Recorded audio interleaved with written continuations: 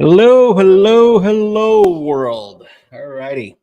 So, hope everyone had a hell of a week. I know it was a busy week for a lot of people. I know it was busy as heck for me. Um, Listen, Friday nights. It's we're going to start with we're going to. I kind of mentioned it yesterday. We're going to start changing a little bit of the format of how we do things, and one of them was that we're going to start doing kind of like, you know what? Think about it as story hour. Alrighty, story hour. We talk a little bit about different topics. We're going to do one on Monday. We're going to do one on Wednesday. We're going to do one on Friday. Okay, and tonight we're going to talk about one specific story that absolutely, you know what? It's a little on the creepy side. Okay.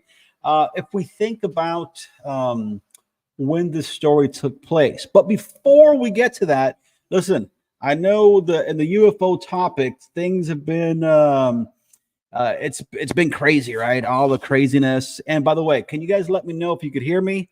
I know there's not a whole lot of people on right now. That's cool. I'm kind of recording this as well, so we could just put this content up there. Hello, everyone. If there's any issues, please let me know. Is audio okay for you guys? Please let me know. Alrighty. So let's think of again, a lot of crazy stuff that's been going on the UFO alien topic. And I know that, you know, the Mexico thing and you know, the little mummies that were released. And the truth is, it's just craziness, right? Especially because I don't know if you guys have been hey, what's Earth and Sky? What's up? How you doing? I don't know if you guys heard that the laboratory that did the DNA testing, right, for this Mexican thing, okay, they went on a record saying, yeah, we did the DNA testing, but we were just given the samples. They didn't bring the bodies to us. They just gave us samples for us to test. And just heads up, the reason why a lot of people are having issues, it's because of the chain of custody. The chain of custody of where were these little mummies, who's had control of them, who gave the samples, and so on. Okay, so just heads up, that's why people were having issues with this. But I wanted to also give you guys a little bit of an update, which is kind of interesting. So you guys remember a few months back, okay, there was the whole the Chinese weather balloons or whatever the heck they were that were flying over the U.S. And then right after they shot the first one down, there was like two or three other ones. One was shot over in Alaska. Another one was shot in Canada. And there was just tons of just craziness that was going on, right, guys? Well, this is something that's kind of breaking. So I wanted to kind of give you guys a little story on this of what's happening. This is not the topic that we're going to talk about, but I just want to give you guys a little story on the whole craziness of those UFO topics. Give me a second. I'm going to add a little bit of light. You know what? This actually sets the mood pretty good. All righty. We'll just leave it as is. Okay. But I'm going to give you guys a story that just kind of broke. You guys will probably end up hearing more about it. Okay. But this is kind of, you know what? It's kind of crazy. Let me start off in here. I've got info control. If you're trying to get people to take you serious and be credible, you need transparency.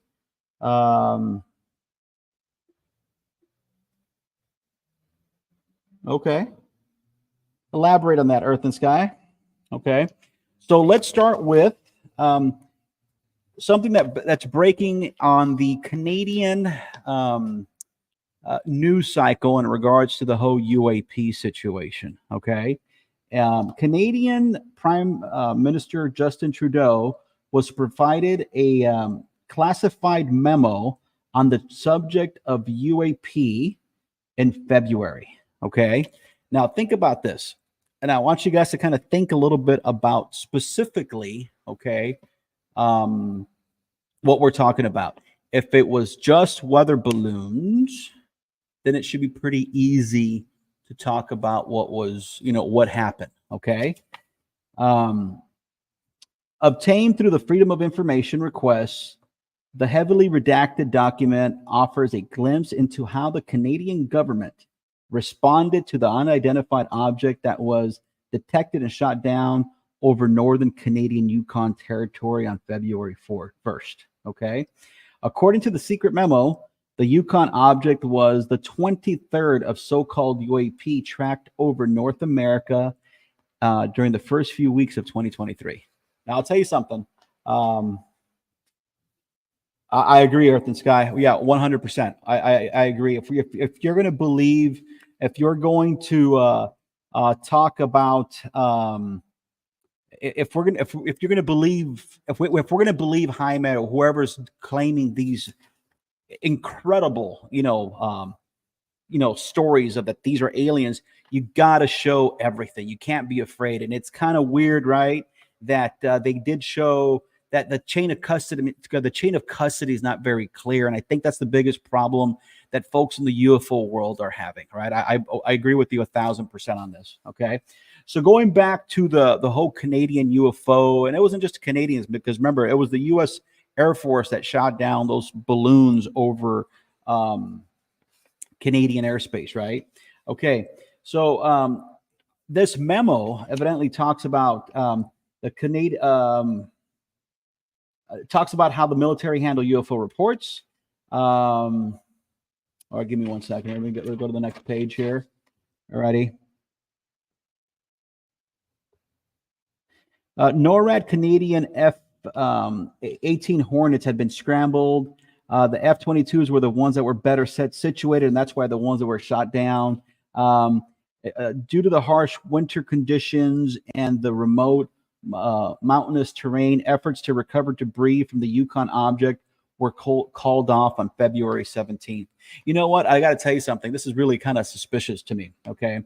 If you guys remember, right around the same time this was happening, like a Russian jet fighter kind of flew close to one of our military drones, or, one of the Raptor drones, and it kind of washed fuel on it. They actually released footage of this, right? And it was pretty clear. It's interesting that we're not talking about the one that was shot over the East Coast, but the two UAPs that were shot over Alaskan and Canadian airspace, they never showed what there was.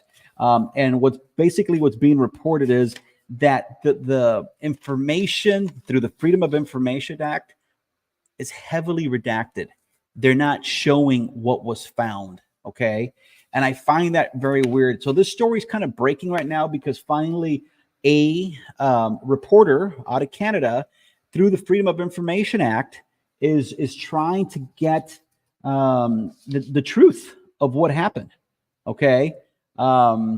But it's also interesting that they also found out that there was over 23 of these UAPs that had been detected by NORAD, which again is, it's North American Air Defense System, right? So again, very interesting. We'll probably touch base more on this here in the next few days, okay? But let's go back now, guys. Let's think about something. For most people in the UFO world, you guys have been hearing about UFOs and stuff, and the first thing that comes to mind is like 1947, right? Roswell, New Mexico, 1947. A couple, a UFO crash landed. A farmer, found the debris. Went to the radio station. Okay, we've heard these stories before. What's crazy is there's one story that's been documented, and it actually took place before Roswell, New Mexico. And this one is, it's the Aurora UFO crash. Okay. It's a century-old extraterrestrial mystery. Okay. There was a crash documented in 1897. Okay. And I got to tell you something, guys. This one is one that has intrigued me for years, because everyone talks about 1947. Everyone talks about that one because obviously that's the one that pop culture has picked up on. Okay. The one that people haven't spoken about, and that's why I want to kind of, show you guys, is this one here. And I'm coming to it. Okay. Alrighty. This one's interesting, guys. It's a windmill demolishes it. Here we go. About 6 o'clock this morning, early risers of Aurora were astonished at the sudden appearance of an airship which has been sailing through the country.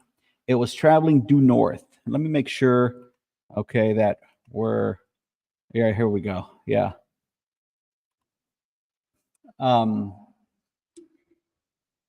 there's an actual newspaper article that describes exactly what happened, and this thing printed up in 18, this was in 1897. So now, what was flying overhead, right? What was flying overhead? Well, there wasn't a whole lot of stuff flying overhead, right? In 1897, the only thing that was, that was out there were like hot air balloons and stuff. It was literally the beginning of, airplanes and stuff like that. There was really nothing going on. But let me start with the actual story, right? So kind of think about it. 1897. H.G. Wells, novel War of the Worlds, was published just right before that, and people are kind of, there's belief in Martians and there's belief in stuff like this, but there hadn't been any talk of actual extraterrestrial encounters here. Okay, alrighty, so let's start the story. Okay. In the pantheon of UFO-related incidents, the Aurora UFO crash of 1897 holds a unique place as one of the earliest recorded UFO encounters in the United States. This intriguing story from the late 19th century continues to capture the imagination of UFO enthusiasts and conspiracy theorists.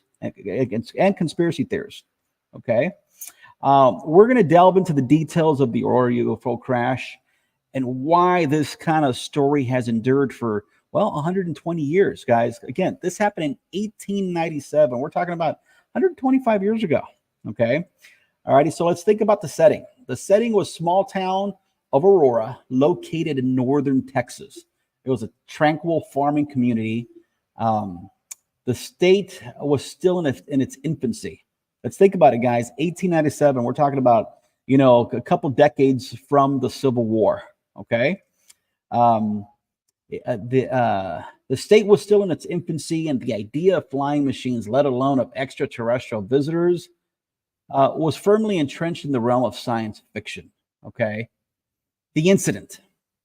On the morning of April 17th, 1897, the townspeople of Aurora were jolted awake by a strange and thunderous explosion. Many reported seeing a cigar-shaped flying object streaking across the sky before crashing into the property of a local judge, J.S. Proctor. The crash caused a significant explosion that scattered debris across the Proctor's land and destroyed a windmill. Okay, so again, very interesting, right? And let me show you guys again the newspaper article. Okay, you guys could see it right there. So this was actually put in a newspaper article 125 years ago. All right, so it's not something that was it's not like today with the internet where you could just go up and print anything up and automatically it gets This was something that happened. People saw it happen. Okay. Now, upon closer examination of the wreckage, curious onlookers claimed to have discovered the remains of a small humanoid being. This alien pilot, and by the way, they actually refer to an alien pilot, or they as a pilot on this article in 1897. This alien pilot was described as badly disfigured, and the townspeople gave it a respectful burial in the local cemetery. The headstone, allegedly marking the grave of the extraterrestrial visitor, became a symbol of the mysterious incident. Okay. And I think actually I found a picture of this headstone. Let me see if I find it here. I know that let me here. Give me 1 second, guys. Let me find it here.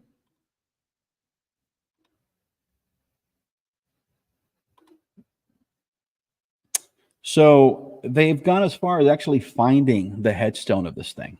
All right, guys. And again, this is happening back in 1897, not 1947. So full 50 years plus, okay, before, okay. Here we go. Here's the headstone. All right. So this is the headstone of the alleged alien pilot that was found. All right. Okay. All righty.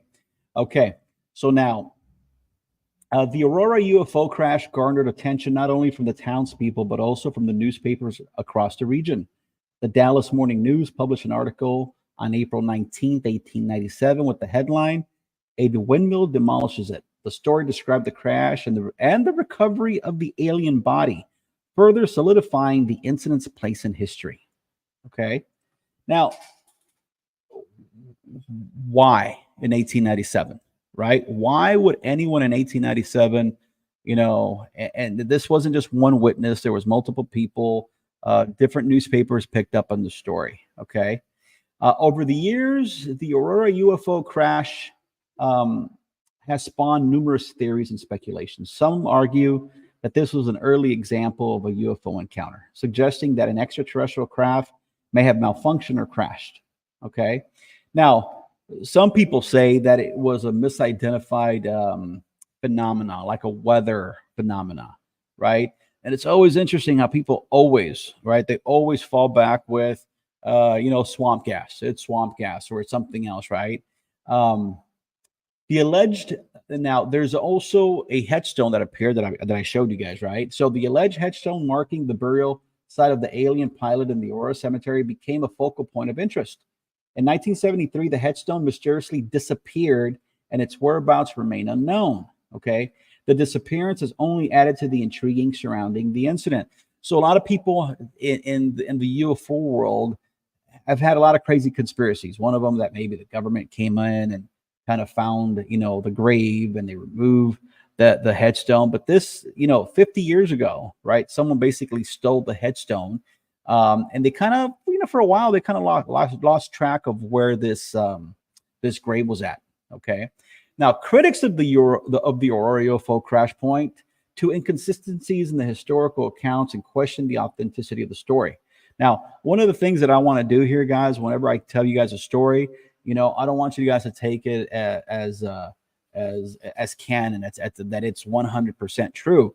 I like giving you guys the stories. You guys read it, okay? And that they ever exhumed the grave, they've been wanting to, and they have. They've been trying to get permission to do it, but they kind of almost don't really know where it's at. Then they went to go look for it, and the grave was missing. There's been, again, we'll dive deeper into the story in the future. Actually, this was one of the stories that Cameron, myself, and Louie want to go and document in person. We actually wanted to go talk to some of the town folk and stuff like that to discuss specifically, right, what happened to this grave, because it was there and then the remains disappeared. All right, but let's continue here, okay? Conclusion. The Aurora UFO crash of 1897 definitely remains one of the most fascinating and enigmatic chapter of the history of UFO encounters. Whether one believes it was an early instance of a UFO crash or a hoax or a misunderstood natural event, it serves as a testament to the enduring allure of the unexplained phenomena and the enduring curiosity about the possibilities of extraterrestrial life. The truth behind the Aurora incident may forever remain shrouded in mystery. It's been 125 years, right? But definitely its legacy endures as one of the most enduring mysteries of a bygone era. It kind of reminds me a little bit of that, was it Cowboys versus Aliens movie that Harrison Ford did a few years ago, right? But I got to tell you guys, this is the one story that really needs to be dug into, right? Thank you, Diane. I appreciate that. Here, let me share this. Because as interesting as the stuff, that happened 20 years ago in Puerto Rico with the chupacabra, right? Remember the goat sucker, right? Or as interesting as the stuff of the Las Vegas thing and the kid who saw the 10-foot alien, right? Again, interesting. The stuff that's happening in Peru, again, very interesting. We need to study our history, right? Like no different from, histories of our country, right? These are things that if you're interested in the UFO topic, it's important for you guys to kind of dig deeper into the history of UFOs, right? Because I believe there's a certain pattern, right? When you look at the story of Roswell, right? There was another crash, and we'll dive deep on this story as well. But there was another crash right around the same time. There was actually two, right? And if you look at where Roswell's at and where the Trinity bombing site's at, where Oppenheimer, dropped the first nuclear bomb, it was literally like 150 miles away from each other. Okay. It's very interesting on how a lot of these things are very similar. And by the way, this story of Aurora was lost for years. If it wasn't for people who kind of like, I remember a story and they start looking into it, basically almost citizen journalist, right? Going out there and trying to dig out for the truth. A lot of these stories would have been lost to history. Okay. Because who talks about it's only if you take a look at the picture here, let me,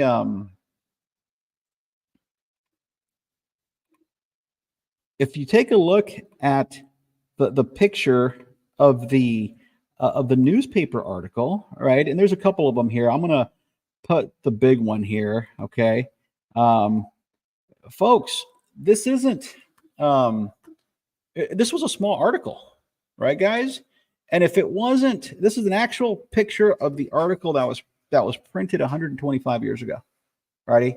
And in today's world, this is like a small little post on the internet. So if it wasn't for the fact that someone went and actually did their research and was interested in trying to figure out,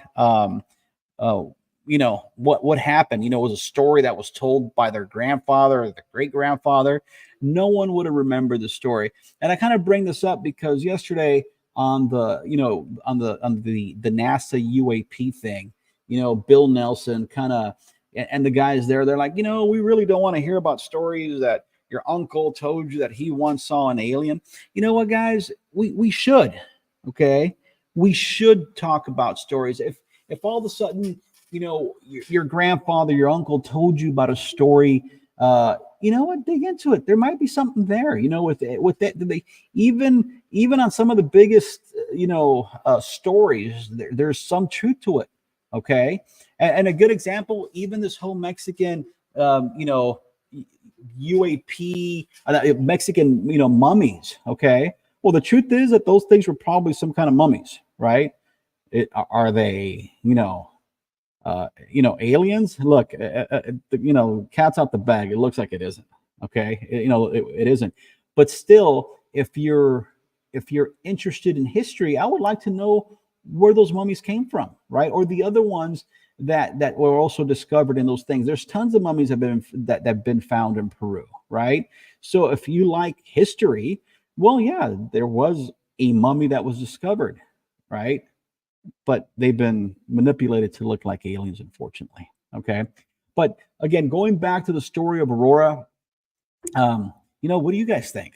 Right? Have you heard stories like this before? Have you heard this story before?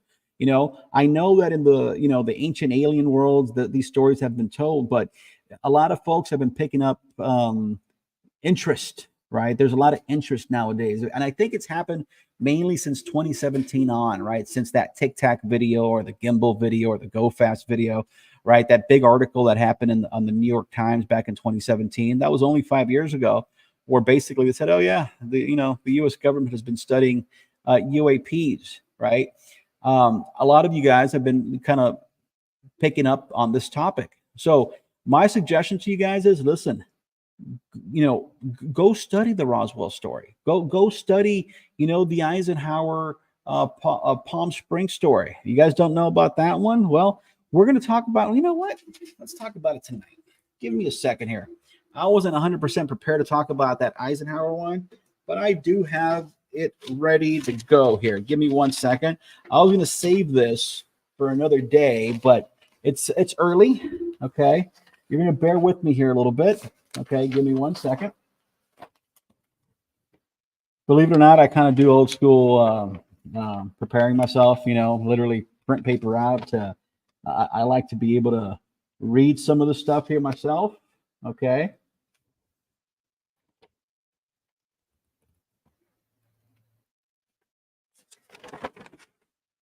All righty. And Diane, yes, lost because everyone living at the time has passed. And that's exactly it, Diane.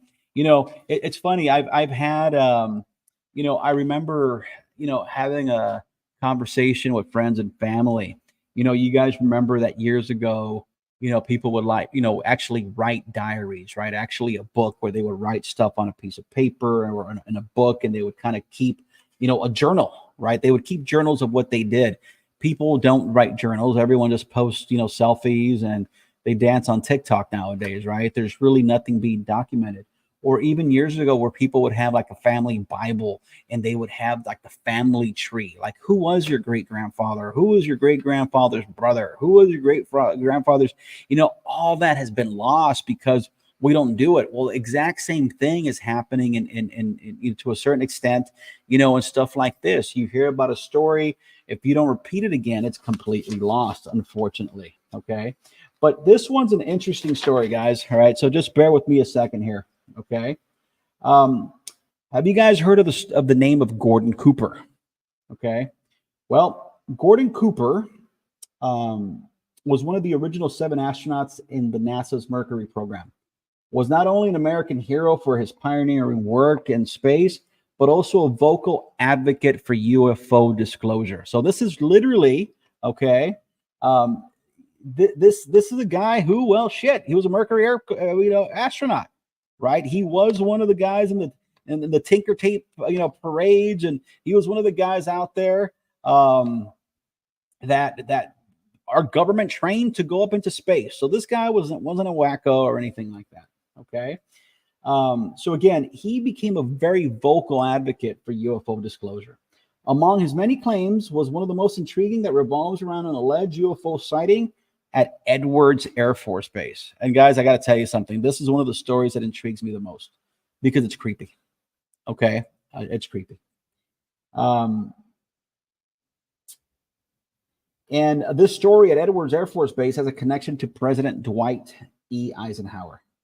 And the story that I'm going to tell you guys, okay, we kind of dive into the allegations made by Gordon Cooper, okay, regarding these events. You know, Gordon Cooper was also known as Gordo in the, you know, by his friends and his astronauts. And I got to tell you something. This is one of the guys that for years I've always kind of like, it's, you know, looked up to, you know, the Neil Armstrongs of the day, right? The Buzz Aldrins of the day, right? These are guys that, I wasn't, I was born after the moon, you know, race that happened, but still as a kid, we were all fascinated, you know, by these stories, okay, of actual, you know, now some people will say that, you know, maybe we didn't land on the moon. I believe we did. You could actually go on a telescope and actually see all the landing spots and the rovers and all that stuff. But all right, we'll continue. Okay. So Gordon Cooper's fascination with the UFOs dates back to his early days as a military pilot. Okay. So it wasn't like it was a last minute thing. He always believed in UFOs. During his time as a U.S. Air Force pilot and astronaut, Cooper reported several encounters with unidentified flying objects, UFOs. It was his post-astronaut career that would bring him to the forefront of UFO disclosure. Okay. This is the allegation. Cooper's most notable claim related to Edwards Air Force Base and President Eisenhower stems from an incident that allegedly took place in the late 1950s. Years after this historic Mercury Atlas 9 mission, according to Cooper, he was part of a team tasked with filming precision landings of experimental aircraft at Edwards Air Force Base in California. In his account, Cooper claims that during one of his filming sessions, the crew observed a saucer-shaped UFO land on the dry lake bed near the base. What made his sightings extraordinary was that this event was captured on film. Cooper asserted that he watched the film and saw the saucer land, then he watched it take off again, exhibiting flight characteristics far beyond any known human-made aircraft. Okay, now he's gone on the record stating now, you know, obviously Gordo Cooper died years ago, but he went on the record stating the story. Okay, now where does Eisenhower come into this? Well, Gordon Cooper's story takes an even more intriguing turn when he suggests that the incident was reported to President Eisenhower. According to Cooper, the president was deeply concerned about UFOs and their potential national security implications.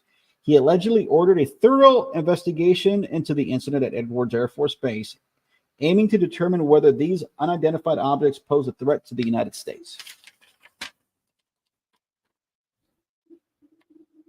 Gordon Cooper's allegations regarding Edwards Air Force Base and President Eisenhower involvement in UFO investigations were part of his broader advocacy of UFO disclosure. He believed that the U.S. government should declassify and release information related to UFO sightings and encounters. Cooper argued that these sightings should be taken seriously, as they should potentially represent advanced technology, not of human origin. He believed that the public had the right to know about such phenomena, and that withholding information of UFOs was contrary to the democratic principles. Okay. Gordon Cooper's allegation concerning UFOs at Edwards Air Force Base and their connection to President Eisenhower remain a compelling part of the UFO lore. While some view Cooper as a credible witness and advocate for UFO disclosure, others maintain a healthy skepticism about the claims. Regardless of one's stance, story adds another layer to the ongoing mystery surrounding UFO encounters and their potential significance and our understanding of the unknown. So this is the thing, guys. Gordo Cooper wasn't crazy, right? We trusted him to go into space. And there we go. Diana kind of hearing about Gordo. The moon landing was then in high school. Hey, what's up, Spirit? How you doing? You doing good? So, guys, so these are the stories that intrigue me, right? Because we're dealing with historical figures, okay? Now, something that goes even deeper into the Edwards Air Force Base connection is that there's a story that also involves Eisenhower. And the story is that Eisenhower was out in Palm Springs, that he had, in the 50s, 60s, even 70s, right? The Palm Springs was a place where people loved to go out and hang out. It was kind of like the place for the rich and famous. To a certain extent, it still happens today. The Rat Pack, right, would go out there, and it was just like a desert oasis. Well, President Eisenhower went to Palm Springs, and when he was there, all of a sudden he disappeared. So if you know how the president works, the press that follows him, they kind of know exactly where the president's going to be, and there's always a record of where the president goes. Well, one day President Eisenhower was in Palm Springs, and then he disappears. Okay, the Phantom Menace, though.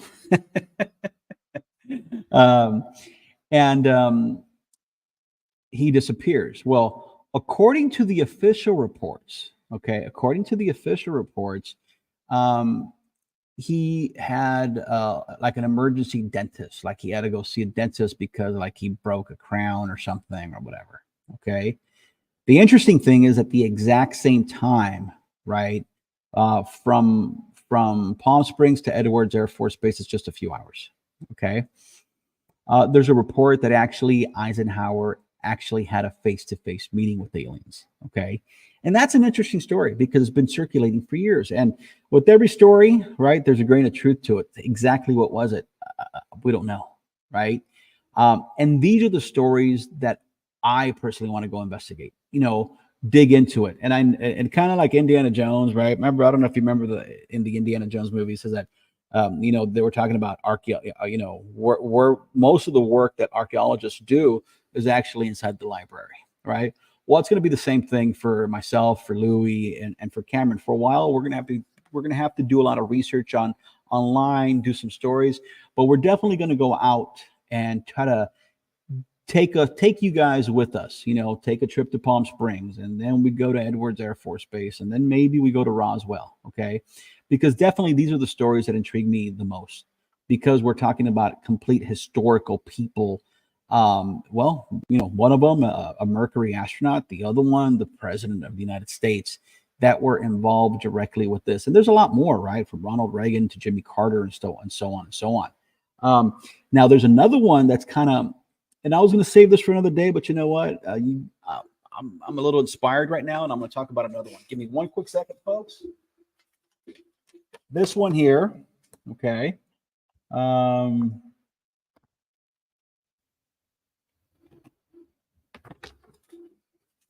Same thing. Just pulling up my notes, guys, so I could kind of tell you about another story that took place, and this one took place in Florida. And this one, for me, Florida is home for me. Okay, here we go. This is an interesting one. Okay, guys, if you guys are ready, real be careful. That's how people get disappeared. Alrighty. So this is another one here. This is a really good story. Alrighty. You guys know who President Nixon is, and you guys know who Jackie Gleason is, right? Honeymooners? No? Okay. Alrighty. In the realm of UFO and extraterrestrial encounters, there exists a rather unconventional story. Okay. That suggests that former President Richard Nixon may have shown the famous comedian Jackie Gleason evidence of alien beings. While this tale might seem implausible, it has persisted as a curious footnote in the annals of UFO lore. And in this story that I'm telling you guys, we're going to dive a little bit into this intriguing allegation surrounding the supposed meeting between Nixon and Gleason. Okay.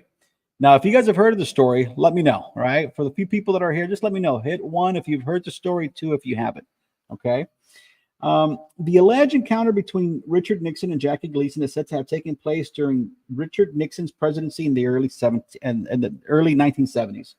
Nixon, known for his interest in the UFOs and his discussion with famous scientists and astronauts about the phenomenon, he's at the center of the story.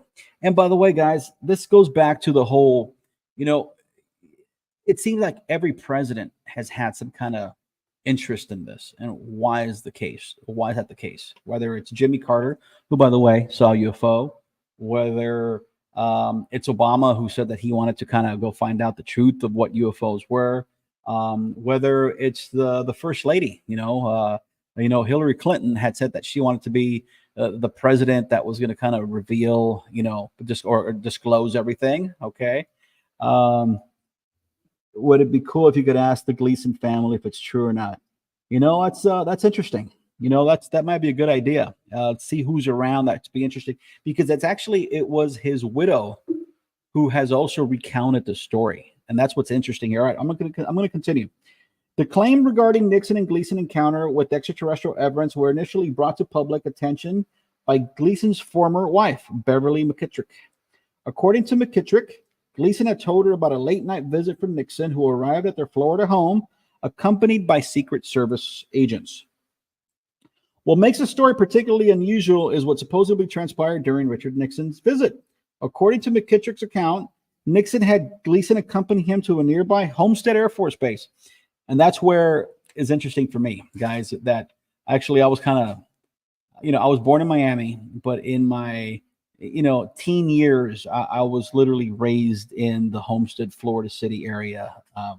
And I know this base. I've been on this base. I know this base. It's now it's a reserve base, but at the time it was a full on, Air Force base. Okay. Once there, they were reportedly taken into a heavily guarded room where Gleason claimed to have seen the preserved body of extraterrestrial beings. In various retellings of the story, Gleason described the beings as small, humanoid, and having a grayish appearance. Some versions of the story suggest that Nixon wanted Gleason to see the evidence to bolster his belief in the existence of UFOs and extraterrestrial life. Put yourself in Jackie Gleason's shoes, guys. He's at his home. Obviously, he was one of the most well-known comedians and actors of the 60s and 70s, right? All of a sudden the door rings, and it's the president. And he drives you down. Jackie Gleason was a guy who lived in Miami. And he drives you down to Homestead Air Force Base, which is about a 20-minute, 30-minute drive. And while you're there, he's the president. He could do whatever he wants, right? He takes you back there and he literally shows you some alien bodies. Why? Because he can, right? Because he's the president of the United States. Now, is there any evidence of this? Again, guys, do you think the Gleason was going to take pictures and stuff like that? That wasn't going to happen. Okay.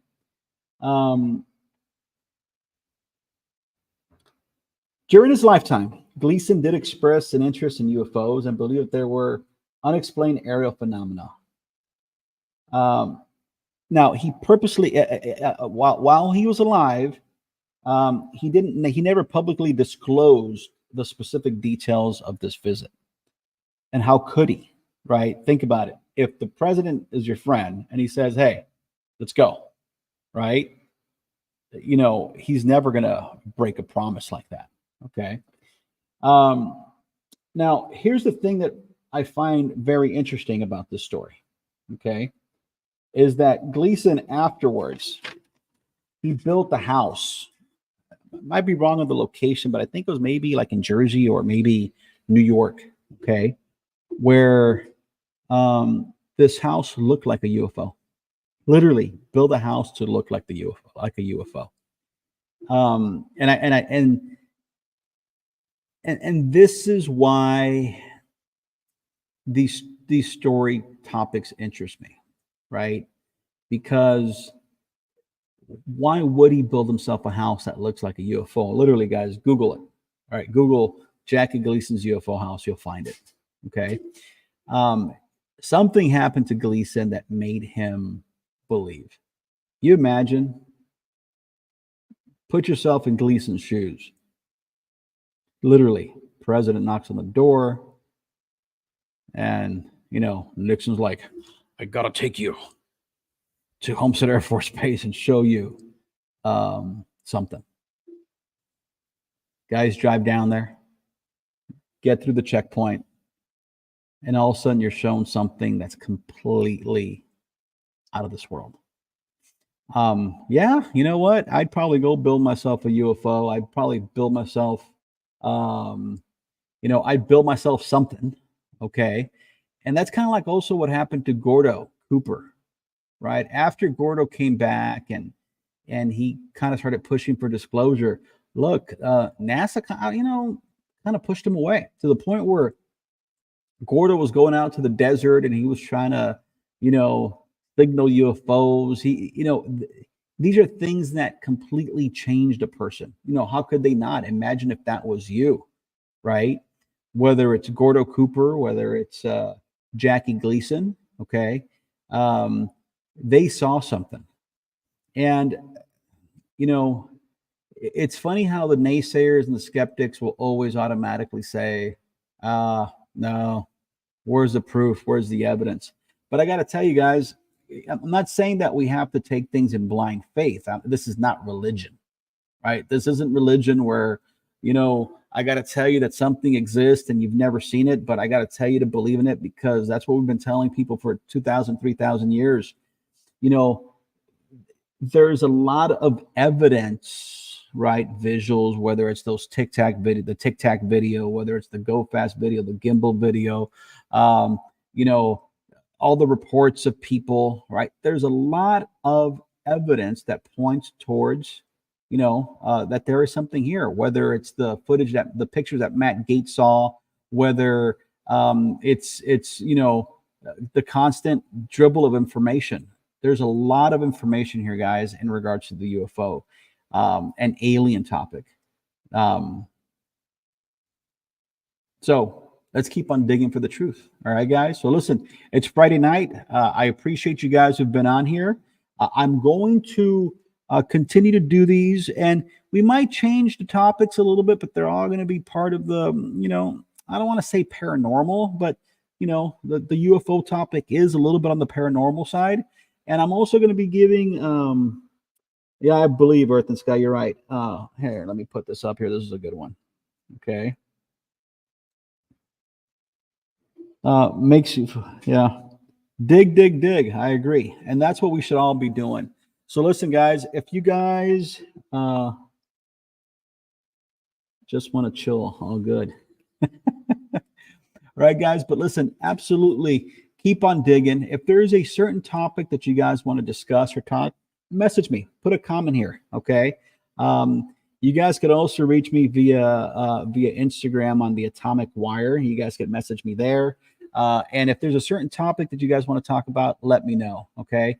But definitely, I'm going to be doing another one of these starting Monday. We'll do one Wednesday. By the way, Cameron was supposed to be here tonight, but he just couldn't make it. Family visits, and like I've always told people, family first beyond anything.